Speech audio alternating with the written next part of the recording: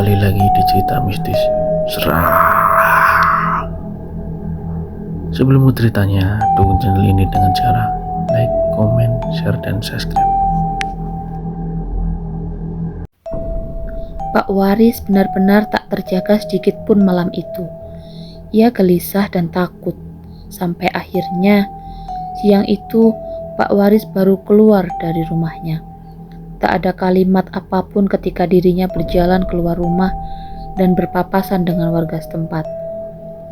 Pak Waris terus melangkah, sampai akhirnya dirinya berhenti pada rumah paling ujung. Pak Waris sedikit ragu, namun ketika terbayang akan kengerian yang bakal menimpa ketiga pemuda itu dan seluruh warga desa, Pak Waris akhirnya mengetuk pintu yang ada di hadapannya. "Loh, Waris, ada apa? Sini masuk dulu," ucap lelaki tua seumuran Pak Waris setelah menjawab salam dan membukakan pintu. "Kok tumben kesini? Ada perlu apa?" tanya si pemilik rumah saat mereka berdua sudah duduk saling berhadapan. "Saya kesini mau minta tolong. Ini penting dan sangat mendesak," jawab Pak Waris dengan suara parau. "Loh, masalah apa ini? Apa ada hubungannya dengan proyek itu?" "Iya Mas, jadi kemarin ada 3 pekerja baru di sana dan ternyata mereka sudah ditandai sama dukun yang bekerja sama dengan pemilik proyek. Berarti kabar tentang orang pingsan yang di rumah kontrakan itu benar mereka?" "Iya Mas, benar. Jadi baiknya gimana menurut sampean?" ucap Pak Waris kembali bertanya. "Sulit kalau sudah berurusan sama proyek itu. Saya juga ndak bisa apa-apa, hanya bisa bantu doa dan menyarankan. Kalau bisa secepatnya mereka harus pergi jauh dari sini. Kalau enggak ya," ucap lelaki tua berhenti tiba-tiba. "Sama saja Mas, mereka mau pergi keluar pulau pun tetap akan mati. Ya setidaknya itu bisa mengulur waktu. Kamu juga bisa ancang-ancang nantinya kalau benar-benar mau membantu mereka. Tapi saya ada firasat, Riz. Kalau salah satu bocah itu ada yang bisa menolong kedua temannya," lanjut lelaki tua yang biasa dipanggil Mbah Sukir, salah satu orang tua yang juga dituakan di desa. Sejenak Pak Waris terdiam. Tak lama, kepalanya yang sudah beruban manggut beberapa kali, seolah mengerti akan firasat dari Mbah Sukir. "Yuli," batin Pak Waris. "Tapi ingat Riz, yang bakal kita hadapi ini bukan lagi makhluk berbangsa jin, melainkan iblis yang dikontak manusia untuk hajatnya." Sedikit geram kali ini suara yang diucapkan Mbah Sukir. Selesai berbahasa basi, Pak Waris langsung pulang ke rumah dan menemui Yuli.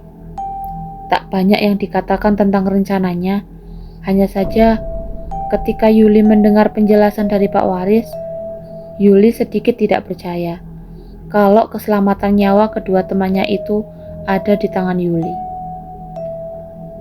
"Kok bisa gitu, Pak? Apa saya sanggup dan mampu, Pak?" ucap Yuli setelah mendengar penuturan dari Pak Waris.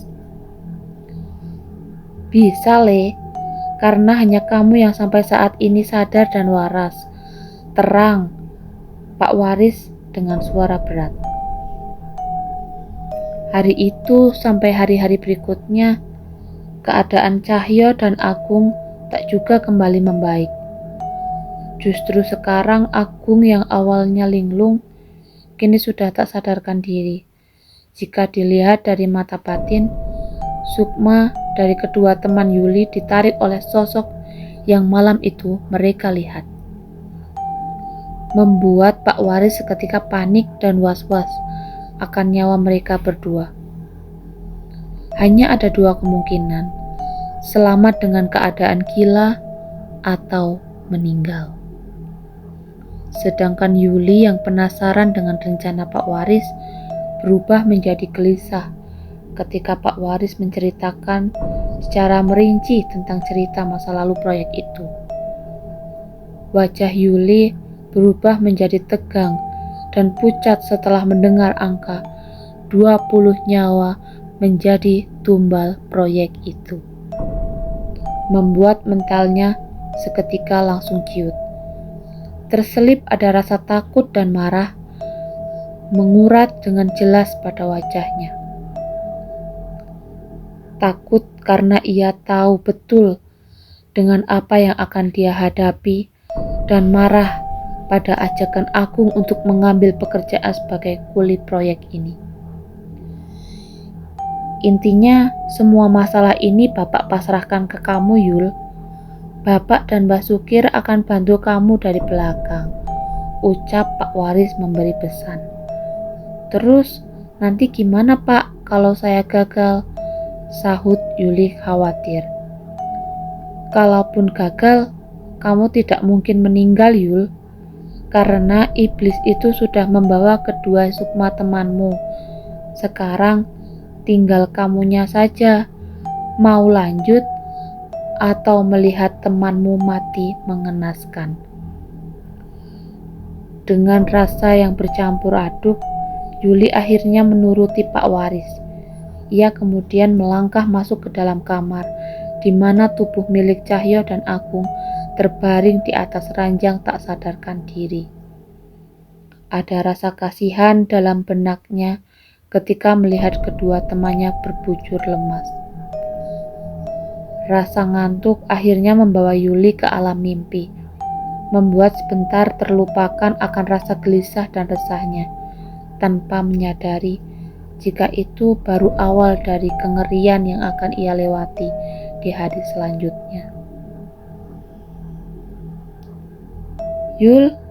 Yuli, satu teriakan membuat Yuli tersentak. Buru-buru ia bangun dan langsung beranjak dari ranjang dengan sempoyongan. Walaupun nyawanya belum terkumpul, tapi mendengar suara Pak Waris yang panik, Yuli melangkah cepat.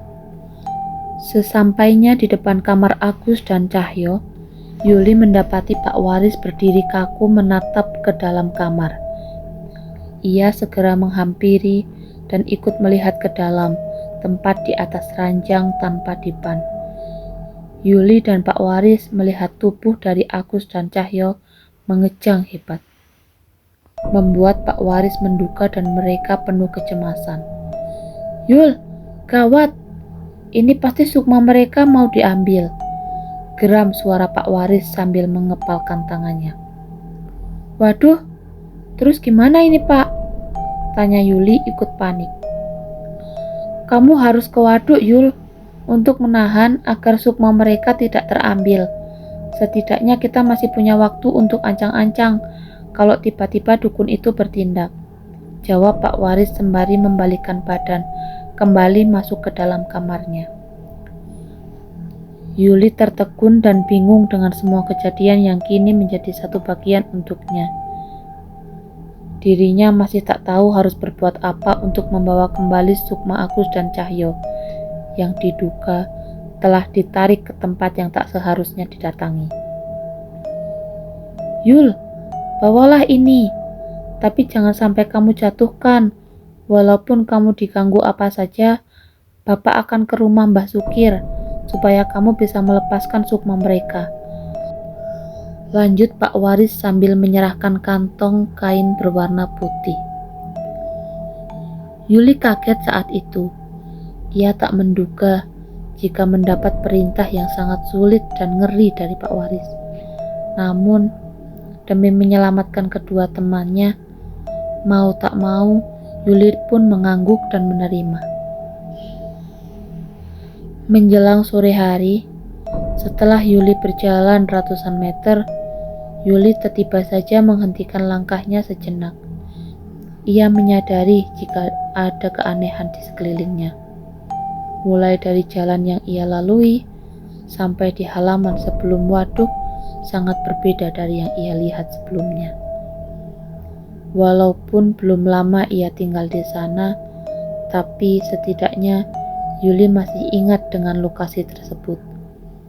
Tapi saat ini dirinya benar-benar merasakan seperti berada di tempat asing. Hehehe, mau kemana Le? Kok sendirian? Tunggu di episode selanjutnya. Jangan lupa dukung channel ini dengan cara like, komen, share, dan subscribe. Sampai jumpa. Serah.